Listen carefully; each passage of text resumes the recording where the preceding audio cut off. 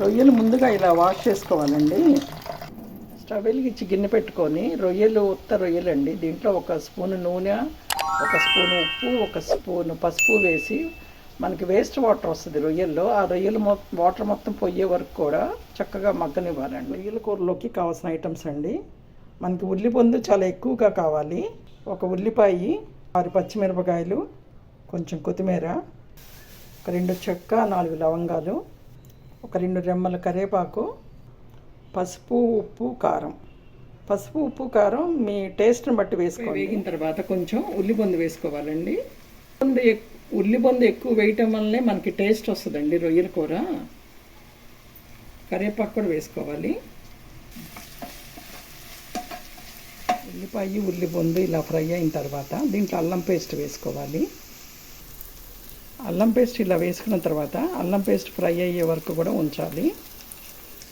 అల్లము, ఉల్లిపొందు అన్నీ వేగిన తర్వాత అండి రొయ్యలు ఇలా వేసుకోవాలి. రొయ్యల్లో వాటర్ మొత్తం పోయిన తర్వాత అండి దీంట్లో ఉప్పు వేసుకోవాలండి. గల్లుప్పువే వాడతానండి, మీ ఇష్టం, ఎంత కావాలంటే అంత వేసుకోండి. కారం వేసుకోవాలి, కారం కూడా మీ టేస్ట్ తగ్గట్లుగా వేసుకోండి.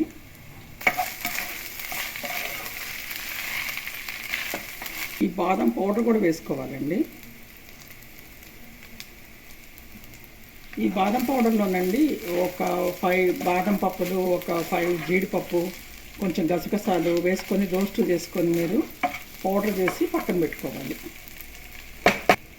ఇట్లా ఒక గ్లాస్ నీళ్ళు పోసుకోవాలి.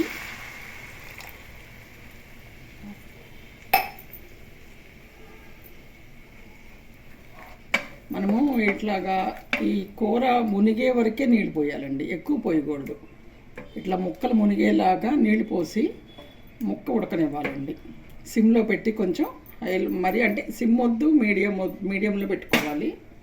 పెట్టుకొని ఇది ముక్క మెత్తబడే వరకు కూడా ఉడకనిచ్చుకోవాలి. కూర ఇలా చూసుకుంటూ ఉండాలండి మధ్య మధ్యలో.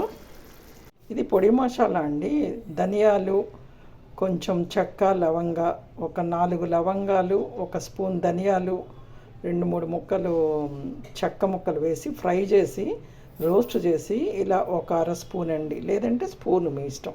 ఎక్కువ వద్దు, మరి స్మెల్ ఎక్కువ అవుతుంది, ఘాట్ ఎక్కువ అవుతుంది. కూడా రెడీ అయిపోయిందండి. దీంట్లో ఎక్కువ వాటర్ ఉంటే టేస్ట్ రాదండి రొయ్యల కూర. ఇప్పుడు కూడా ఇలా ఎక్కువగా మీకు ఉండాలి, వాటర్ తక్కువే ఉంటేనే బాగుంటుంది.